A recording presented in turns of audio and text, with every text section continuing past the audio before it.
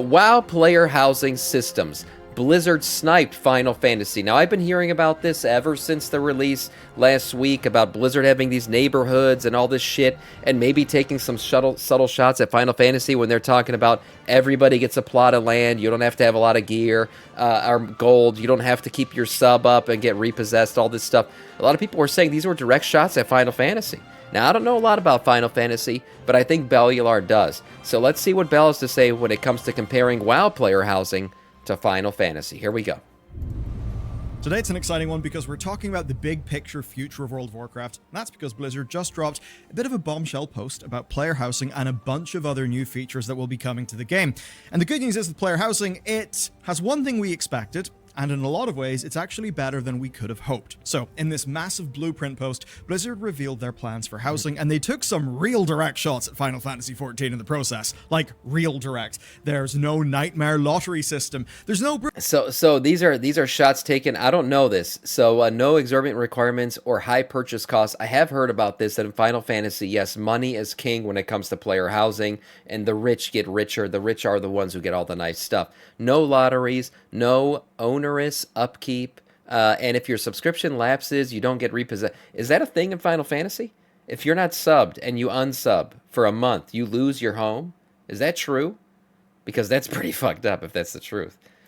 Brutal, please stay subscribed It's like buying to a our house in game our or your house will be automatically demolished feature. Wow. And yes, that is a thing in the other game, and the FF people, they don't love that. That's shocking. Everybody gets a house and they get to keep it. That's the way that it works, and it does actually feel kind of savage comparing the game. And this is not me embellishing and trying to like trump up a drama out of nowhere. No, Blizzard's post is directly engaging with and targeting the Final Fantasy community's gripes. Yeah, that's not a play on words. Blizzard clearly put that in their post to take a shot at Final Fantasy and say, hey, our system's better than theirs. Which says to me that they want to take some of the role-playing kind of like vibe and community and basically say, hello, FF people. We're going to cater to the sorts of things that you like. But of course, that is a little bit apples to oranges. We got to be fair to Final Fantasy. Its housing system is a relic of its age. It's fairly old. WoW has got a massive advantage. It gets to do it now with Patch 2.1, that's when they had player housing added to the game. Holy. Technology, etc., and looking at all of the landmines that all of their compatriots stumble onto. This actually looks beautiful. But there is actually more coming as well. So World of Warcraft's new player experience is going to see some fairly major improvements, and the game will be getting new social features. But first, come on, we got to talk about the housing. Okay, this actually starts with last week's data mining. It was really curious. It appeared in the Cataclysm classic PTR, but this was what was weird to me and interesting tabletop stuff. So like actually placing the items on certain spots on your tables, like that's how customizable this will get. You will be able to decide whether or not your little goblin statue from killing Gallywix is on the right corner or the left corner. Like they are enabling you to literally click and drag stuff around these rooms. Now, how, what kind of coordinate system they're going to use and stuff, we'll have to see. I think they're going to use the system, the grid system, much like we have for our layouts on our screens right now when it comes to customizing your UI. So a lot of this is already in the game, and they're just going to kind of repurpose it for this player housing stuff. Basically, no housing will outdo. I have heard about WildStar player housing. EK Grib, you're not the first one to say that, and I've seen that same comment on YouTube. I have no idea what WildStar player housing looked like. I know WildStar. I actually loved watching a lot of WildStar. I thought WildStar was a game, that was just wrong time, wrong place kind of release. I think it could have been very good, but it was nuts. Yes, I have heard a lot about WildStar's player housing too. Stuff in a full 3D editor, and as it turns out, that was spot on. Blizzard are promising us a tool set that is, quote, powerful enough that players can surprise us. I'm going to build my house Blizzard. with the bricks They from say that their Samiccus. first What? What was that? I'm going to build my house with the bricks from Sam's Keys. Jesus Christ. pillar with this is boundless self-expression, and on top of the editor, they plan for decorations from basically every part of World of Warcraft to be present. So that basically means your house may look like anything from, I don't know, a museum to the downfall of Argus to an ethereal shop. Pretty Cool much all that drawings. stuff. Just real cool. But there is a catch. The one thing I did take from both of these drawings, and I mentioned it when they first released it, if you're looking right behind my head here, there's a treasure box right here. in this version, and there's one right here. So I don't know if this is like a wardrobe that you can transmog out of, or if they're going to allow us to get our vault gear from here or what, but it is interesting to me that both iterations of these have a little treasure box in the corner. To an ethereal Just shop. saying. Pretty much all that stuff. Just real cool. But there is a catch. So at launch, which of course we imagine will be the pre-patch of the Midnight expansion in January 2026, we're only going to be getting 2 zones. Alliance players will be getting classic humans in the Elven Forest, with a few sprinkles of Westfall and Duskwood in there as well, and the Horde are getting their equivalent of that, which is Durotar, with a little dash of Ashara. And to say the obvious up front, I completely get how this will be really, really disappointing for some people, especially if you want your like big Night Elf enchanted forest.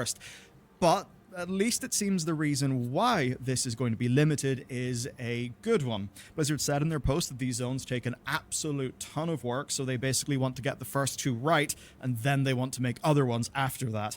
I suppose I'd rather have 2 good ones where they learn lessons and then make the rest of them really good, rather than just tick every box, but do so in a way that ultimately ends up being a bit of... I was kind of disappointed that the houses weren't going to be in the hub cities. I thought the reason why we got Gilneas back and all this shit was happening is because player housing is going to be inside of the cities. And that was kind of what I wanted, because I said I don't want people to be pulled out of the cities. I kind of want the cities to stay alive, so maybe putting housing there will actually bring more people into the city. Well, now we're going to get these neighborhoods just outside of the cities. Orc and human, for me, I don't care, because I was going to have a human house anyways. I'm a human at the end of the day. It's the best race in the game. The thing is, night elves wanting their own style, high elves, blood elves, all the elves basically, they're the ones that are going to be the most pissed off. I'm sure it's going to happen eventually. They'll give you your elven house, in some kind of patch update eventually, and then you'll just have to like buy a WoW token to get all the gold to be able to move to your neighborhood, right? That's how they're going to do it. We all know it. Of a loss. And we'll see kind of what they mean by doing those zones, right? And it also follows Blizzard's recent playbook, right? They launch a feature in a more minimal state, they gather feedback, then they improve. We've seen that across the likes of, say, Talents, Dragon Riding, all that.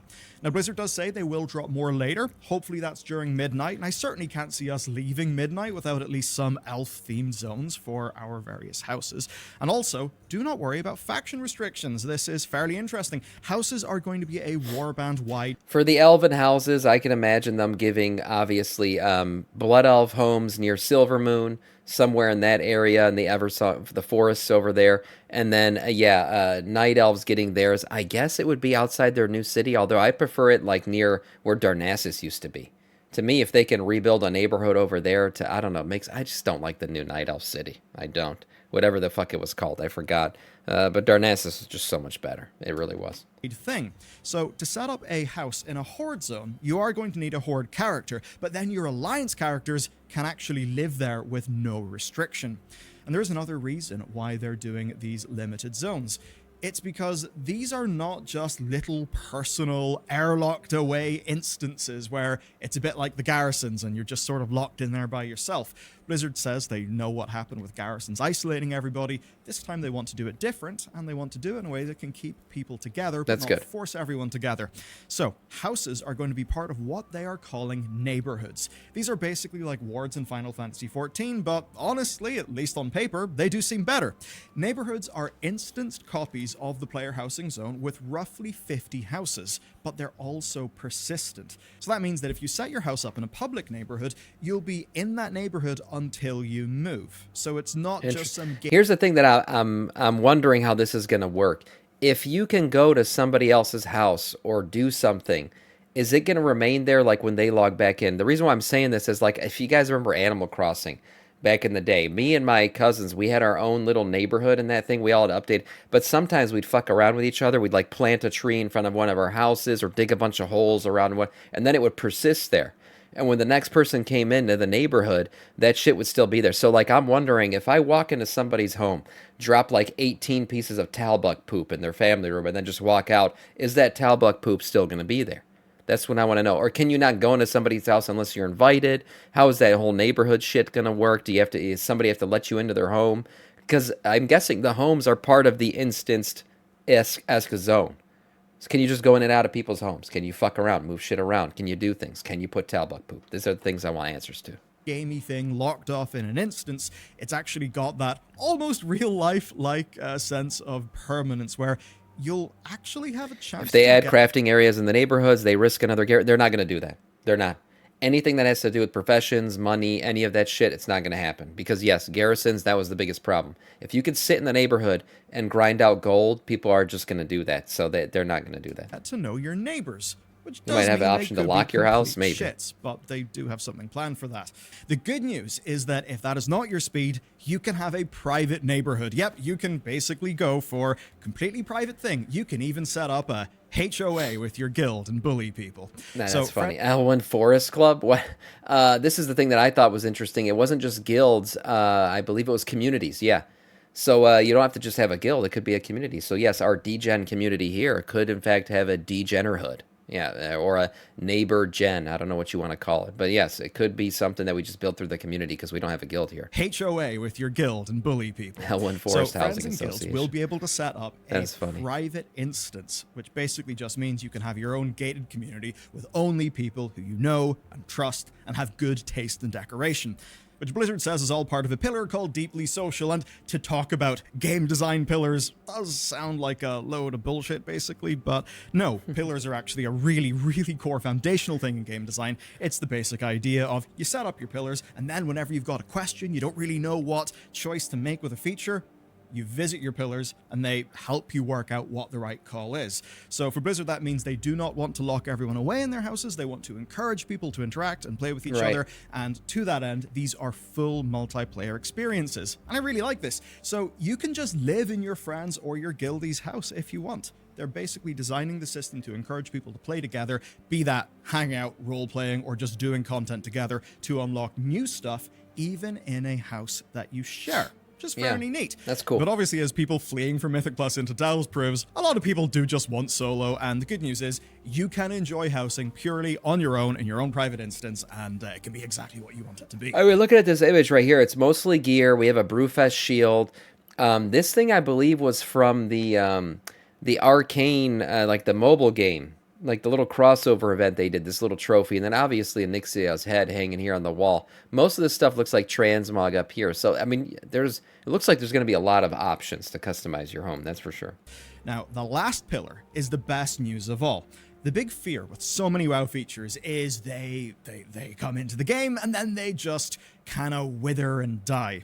Blizzard say that this is a long-lasting journey, that this is a feature that will have its own roadmap. They say it's not a thing that they can finish. It's not an expansion feature. It is something that they plan on supporting in patches and expansions to come, which is fairly big. And it brings us on to not just the million-dollar question, I would say the multi-million-dollar question. This is a big, complicated feature. It's got a dedicated team of devs. How are they going to make this worth their while? Because the sub fee is still the sub fee. So up front, they have confirmed what's going on. There will be housing items in the cash shop. Oh, yeah. Now, they do temper this a little bit. So yeah, of course. I mean, how was this not going to happen? Not only, here's the thing. Blizzard's saying, yeah, not all the items are going to be in the cash shop. I'm guarantee you there's going to be profession stuff that can be put into your homes. And professions can always lead to more WoW tokens being purchased, that kind of stuff too, because people want to buy certain things. So that all works out, right? In the end, yes, are they going to make more money off of player housing? Most certainly. And there's going to be some damn cool items on here, I'm sure, for player housing. So they said that the in-game rewards will be measured in the hundreds, and the shop... Interesting. Do you think the Midnight Collector's Edition will have housing items? Yes. Yes, I do. Have a far smaller number. They basically say it's the same approach as the existing cash shop, and their real plan is for this to make money because it's, a good feature. Here's the exact quote. Housing is designed to be primarily player first and not revenue first.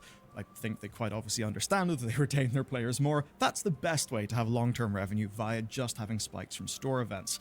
What they are, though, doing, I think, is making some huge bets on growing World of Warcraft for the future instead of just trying to manage decline and milk it, which is the opposite of dying game behavior. So I'm kind of assuming that Blizzard's numbers, taking into account that you've got Season of Discovery and everything, I think they're probably looking quite good for World of Warcraft. And this is exactly what the game should have got a decade ago. I won't say any more, but I've talked to some quite veteran people over the many different years, and my understanding of World of Warcraft, even in the days of Wrath of the Lich King, was basically that Blizzard always saw it as having an expiry date. And that's one of the reasons why they did not put serious engineering work into building the kinds of features that would actually grow World of Warcraft again after it had already peaked. Basically, a little bit of a managed decline as you'd sort of get in, in a cash cow product. Now, though, it's not a cash cow. It's basically the pillar of Blizzard. If World of Warcraft goes down, they're kind of fucked. Which is good for us. That's and at the very least, so far, I don't have any major criticisms of their blueprint. It does look fairly good, but obviously, they've got to walk the walk. That will be the real proof of things. And if you want a major reveal of this, if you kind of want to really see how it exactly works, expect that to be Gamescom in August of this year. But the good news is there's actually some other stuff to talk about. I'm guessing when we get the Midnight Cinematic and all the, the stuff about Midnight and where they really deep dive into the Midnight expansion, which will probably be at Gamescom because we're not getting a BlizzCon or anything like that, that's when we'll get like the real in-game images, not just sketches, but like legitimate in-game stuff that this is what player housing is going to look like. They'll also probably announce, and by the way, player housing's hitting in the Midnight pre-patch. Like, bam, drop it all. Was basically just the main course. Maybe early access will be based on pre-order. Could be a thing too. Blog post had teasers for The War Within and for future expansions. One of them is a new player experience update, which suffice to say is something that World of Warcraft bloody well needs. No more details were given away, but she just mentioned that it could be better, which again is an understatement, and that they're working on it. Apparently in Midnight and The Last Titan, we will see the first steps in what she calls a long-term journey on that player experience. The Last Titan is going to be the end of World of Warcraft's current story, and for a lot of people, it's obviously going to be the ideal time to log out for the last time. A little bit like how Endwalker was a natural end to things for so many FF players. So for Blizz, it is interesting when The Last Titan ends. What's going to happen? How are they going to keep people here? Because it's even like, look at Marvel, with Avengers Endgame. A lot of people, that was their last Marvel movie. They kind of dropped off after that. Now, you could say, it's because the movies got worse. That is a thing, too. But I just feel like when there's like this climactic ending, this big build-up to a climactic ending, and it's supposed to be like the ending that we've been waiting for since the very beginning, what comes next has to be really good. Otherwise, people are just going to be like, well, that was a good ending. This stuff's not that good. I'm just going to leave now. It'll be very interesting what happens. Have you fed the baby and changed the diaper yet? What? Yeah, what? My wife's upstairs. She's taking Blizzard care of it. Actually getting new blood in with that expansion will be a literally life or death problem for the game, which is why it's a good thing they're preparing. Holly also mentioned that they've got more UI and UX updates coming to the game soon. There wasn't really a massive amount of details, but take edit mode. That's not seen updates in a while, so hopefully they've been cooking on things in the background. Patch 11.1 does actually have some minor but very welcome improvements, like the events tab that's there in your world map, and it kind of brings in this nice tab this is UI good. that they could put more. Every change that allows me to delete another add-on is a good change. I want less add-ons in the game. Features on, so it's pretty nice. Okay, Holly's final update then is on the topic of community, and it's certainly good to see because World of Warcraft social features are way behind some other games. I mean, there's the friend system. Remember that's 20 years old? There's the guild system that's got almost no useful features, the whole like battle.net community thing, just all of that stuff that basically nobody uses but just is in the game. It's not really fit for how people play. So here's what Holly said. They have a plan for that. And to execute that plan, they've started a dedicated social initiative to update features like the friends list, the group finder, and to have hooks into external social platforms. That is kind of funny. I definitely think of the kind of infamous Twitter patch for the other social platforms. Could they mean Twitch? That would be interesting. I know that doesn't New World had a thing where like they would literally show a Twitch logo and like your viewership numbers in the game, but that's because Amazon obviously owns Twitch and owns New World. Like that was a direct integration via their own platforms. I wonder if that's what they're talking about. Probably Discord. Yeah, Discord would make more sense. Yeah, oh god. Yeah, imagine Discord directly linked in. I mean, Blizzard did try their own voice chat for a while. That didn't really work out. I remember the first time I ran a Scarlet Monastery run when the new voice chat thing had been integrated into the game. That was a complete shit show. Microsoft Teams, yeah, right, because I see what you're doing there, yeah, because Microsoft owns it. So yeah, Microsoft Teams directly integrated, that's right. Now that whole Microsoft sound when somebody's calling you, when your boss is calling you and it causes trauma, that's going to be directly integrated into the game. Perfect. Yeah, Discord would be cool, though. Yeah, Discord would be cool. That would. Forms. That is kind of funny. I definitely think of the kind of infamous Twitter patch for the selfie cam of Warlords of Draenor, patch 6.1, but I don't imagine that. I mean, you'll probably get, like, X, webhooks, blue sky, that kind of thing, but more than likely, I would say, some sort of proper modern Discord hookup. If Blizzard was to make this work with Discord events, that would also be fairly massive as well. And to finish in the social feature, something truly shocking happened. A Blizzard exec properly acknowledged role players, so there's an implication that role players will get some sort of official support from this new social team. Interesting. Absolutely took them long. We already saw some of this. The patch is giving people this Fight Club feature in 11.1, which actually you can go down and learn to do these emotes, which are basically, body movements that typically would only happen in combat, but you can get these little clickable scrolls or whatever that allow you to play dead or pretend like you're about to enter combat or get hit, do the animations that are already built into your tune without actually going into combat. So that was a role-playing thing that they already put in. So I wonder if that's kind of what they're talking about, iterating on more. Enough. That is something that Final Fantasy is able to do really well with. And basically, if I think about housing neighborhoods, if those neighborhoods get built by a dedicated group of people for a purpose, that could be pretty massive. We already know. People have already said Moonguard neighborhoods are going to be the S tier of neighborhoods. There's no doubt in my mind. You're going to see naked night elves walking around, crazy orgies happening in people's backyards. Yes, they're going to be where it's at. Everyone else's neighborhoods are going to be very boring compared to Moonguard neighborhoods. We won't be able to compete. But, they deserve that. They are the best RPers in the game. So those features could work together quite well. Basically, then what we see, I'd say, is Blizzard firing on all cylinders. They've clearly put a lot of money into this. Obviously, what matters is execution and delivery, which has not happened yet. What we do have next, though, is patch 11.1. That's almost certainly going to be launching in this month, February, and we've actually seen that patch 11.1.5 has just hit the PTR. It's currently encrypted, but the patch is called Nightfall, and there is just that, was it Old God Whisper? Something Whisper, anyway, when, the fall of night will reveal her true face, or something like that, which definitely makes me think Nightfall will be quite the lore reveal. That's exciting to you. Hold off for tomorrow's video, but if you want to check out something next, man, the Marksmanship Hunter revamp is absolutely peak, and you can see our dedicated deep dive video on that next. Final Fantasy had neighborhoods with people that set up and run nightclubs? No, I didn't know that. I never played to that extent.